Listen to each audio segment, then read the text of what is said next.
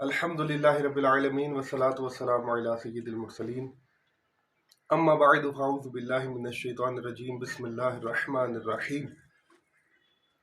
اللہ پاک کے آخری نبی جناب رحمت عالم نور مجسم شاہ آدم و بنی آدم صلی اللہ علیہ وآلہ وسلم پر درود و سلام پڑھنے کے بے شمار فضائل و برکات ہیں۔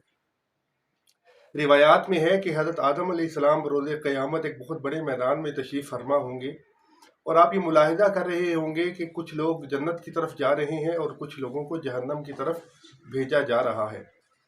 اچانک آپ دیکھیں گے کہ حضرت محمد مصطفیٰ اللہ کے آخری نبی صلی اللہ علیہ وآلہ وسلم کی امت کا ایک شخص یعنی حضور علیہ السلام کا ایک امتی، اس کو فرشتے جہنم کی طرف لے کر جا رہے ہیں۔ تو بے ساختہ آپ پکاریں گے یا احمد یا احمد، تو پیارے آقا صلی اللہ علیہ وآلہ وسلم آگے سے جواب دیں گے لبیک، تو وہ فرمائیں گے کہ اے احمد، آپ کا ایک امتی جہنم کی طرف جا رہا ہے۔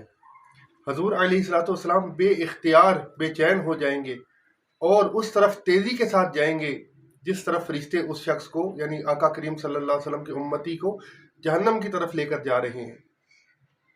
وہاں جا کر آپ فرشتوں کو فرمائیں گے کہ اے فرشتوں رک جاؤ۔ فرشتے کہیں گے کہ ہمیں جس چیز کا حکم ہے ہم اس کی تعمیل کرتے ہیں۔ تو آقا کریم صلی اللہ علیہ وآلہ وسلم اپنی داڑھی مبارک کو اپنے بائیں ہاتھ سے پکڑیں گے اور آسمان کی طرف دیکھ کر عرض کریں گے، تو آسمان سے ندا آئے گی، اے فرشتوں یعنی ان کا حکم مانو، یعنی حضور علیہ السلام جو کہتے ہیں تم لوگ ان کے تابعی ہو۔ تو فرشتے رک جائیں گے، تو حضور علیہ السلام اس شخص کو واپس میزان کی طرف لے کر آئیں گے۔ میزان پر پہنچ کر دوبارہ اس کے اعمال تولے جائیں گے، تو آقا کریم صلی اللہ علیہ وسلم ایک پرچہ نکالیں گے اور بسم اللہ الرحمن الرحیم پڑھ کر اس پرچے کو اس شخص کے نیکیوں والے پلڑے میں رکھ دیں گے، جس سے اس شخص کا نیکیوں والا پلڑا بھاری ہو جائے گا اور اسے جنت میں جانے کا حکم دیا جائے گا۔ جب اس کو جنت کی طرف لے کر جانے لگیں گے تو وہ امتی کہے گا اے فرشتوں رک جاؤ، مجھے اس خوبصورت چہرے والے کی زیارت کرنے دو اور پوچھنے دو کہ یہ کون ہے۔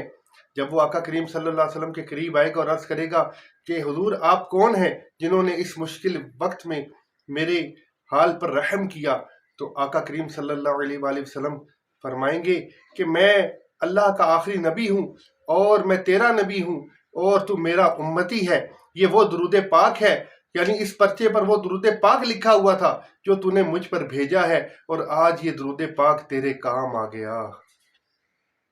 دکھوں نے تم کو جو گھیرا ہے تو درود پڑھو، جو حاضری کی تمنا ہو تو درود پڑھو، اور واللہ وہ سن لیں گے، فریاد کو پہنچیں گے، اتنا بھی تو ہو کوئی جو آہ کرے دل سے۔ صلو علی الحبیب صلی اللہ تعالی علی محمد۔ ایک نوجوان جس کا نام ابو قرصافہ ہے، وہ شخص جنگل میں بکریاں چرایا کرتا تھا۔ اس کی روزانہ کی جو معمولات تھے، روٹین تھی، وہ یہی تھی کہ صبح بکریاں لے کر نکل جاتا اور شام تک بکریاں چراتا اور واپس آ جاتا۔ ایک دن ایسا ہوا کہ بکریاں چرا رہا تھا کہ اچانک اس کی نظر پیارے آقا صلی اللہ تعالی علیہ وآلہ وسلم کے رخ روشن پر پڑ گئی، اور اس کی خوش نصیبی کہ کریم آقا صلی اللہ علیہ وآلہ وسلم نے اس کو بھی ملاحظہ کیا، یعنی اس کو بھی آقا کریم صلی اللہ علیہ وسلم نے دیکھا۔ جیسے ہی اس شخص نے حضور علیہ السلام یعنی ابو قرصافہ نے حضور علیہ السلام کو دیکھا، دل کی دنیا بدل گئی۔ بددعا کے چہرے والے روشن آقا صلی اللہ علیہ وآلہ وسلم نے ایسی نگاہ فرمائی کہ ابو قرصافہ دیوانے ہو گئے۔ اب ان کا یہ معمول تھا کہ روزانہ بکریاں چرانے کے لیے جاتے، بکریاں جنگل میں چھوڑتے اور کریم آقا صلی اللہ علیہ وآلہ وسلم کی مبارک مجلس میں آ کر بیٹھ جاتے۔ چند دن کے بعد کسی نے ابو قرصافہ کی خالہ کو بتایا کہ تمہارا بھانجا اس طرح محمد صلی اللہ علیہ وسلم کی مجلس میں بیٹھتا ہے۔ اب چونکہ یہ لوگ ابھی تک مسلمان نہیں ہوئے تھے، تو اس عورت نے، اس خالہ نے اپنے بھانجے کو منع کر دیا کہ تم محمد صلی اللہ علیہ وسلم کی محفل میں یا مجلس میں جا کر نہیں بیٹھو گے اور تم بکریاں چرانے بھی نہیں جاؤ گے۔ ایک دن گزر گیا، ابو قرصافہ بے چین ہو گئے کہ وددعا کے چہرے کی زیارت نہیں ہو رہی۔ آقا کریم صلی اللہ علیہ وسلم کے مبارک ملفوظات اور کلام سننے سے محروم ہوں۔ دوسرا دن گزر ہی رہا تھا کہ اچانک آپ بے چین ہو گئے۔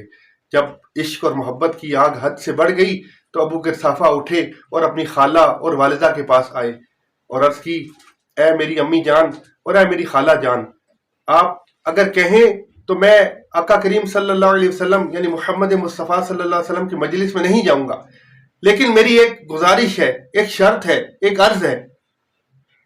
خالہ اور ماں بڑا حیران ہوئی اور اس بات پر وہ خوش بھی ہوئی کہ اس کی جو بھی خواہش ہے، اگر یہ دولت مانگے تو اس کو دولت دی جائے، بکریاں مانگے تو بکریاں دے دی جائیں، یا اگر یہ نکاح کا خواہش مند ہے تو اس کا نکاح کر دیا جائے۔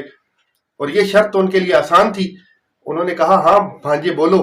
ماں نے کہا، بیٹا بولو۔ تو اس ابو قرصافہ نے کہا، آپ مجھے منع کریں گی تو میں آقا کریم صلی اللہ علیہ وسلم کی مجلس میں نہیں جاؤں گا، لیکن میری شرط یہ ہے کہ ایک مرتبہ آپ میرے ساتھ حضور علیہ الصلوۃ والسلام کی مجلس میں حاضر ہو جائیں۔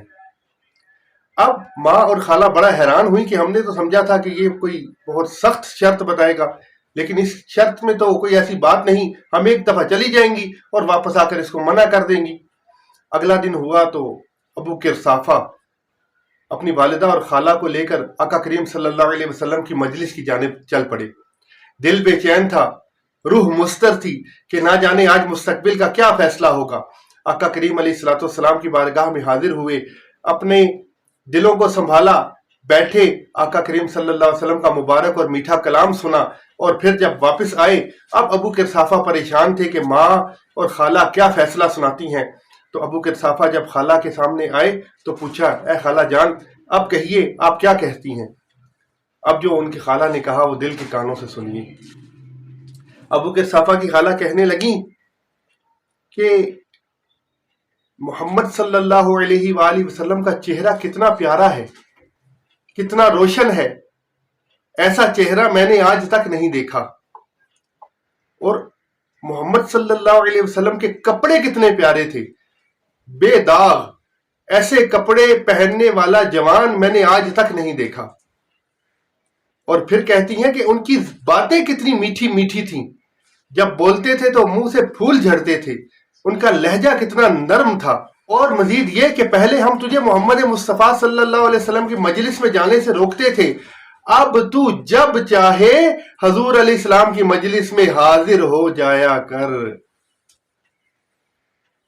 پیر مہر علی شاہ صاحب رحمۃ اللہ علیہ نے کیا خوب لکھا ہے، مکھ چند بدر شاشانی ہے، متھے چمک دی لاٹ نورانی ہے، کالی زلف تے اکھ مستانی ہے، مخمور اکھیں ہن مد بریاں، اس صورت نو میں جان آکھاں، جان آکھاں کے جانے جہان آکھاں، سچ آکھاں تے رب دی میں شان آکھاں، جس شان تو شانہ سب بنیاں، سبحان اللہ ما اجملہ کا ما احسنہ کا ما اکملہ کا، کتھے مہر علی کتھے تیری ثنا، مشتاق اکھیاں کتھے جاڑیاں، مشتاق اکھیاں کتھے جاڑیاں۔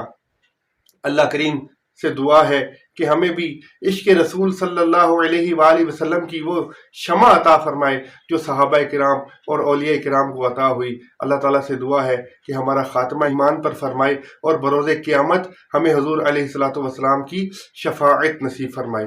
آمین بجاہ النبی الامین وعلیہ الصلوۃ والسلام۔ صلو علی الحبیب صلی اللہ تعالی علی محمد۔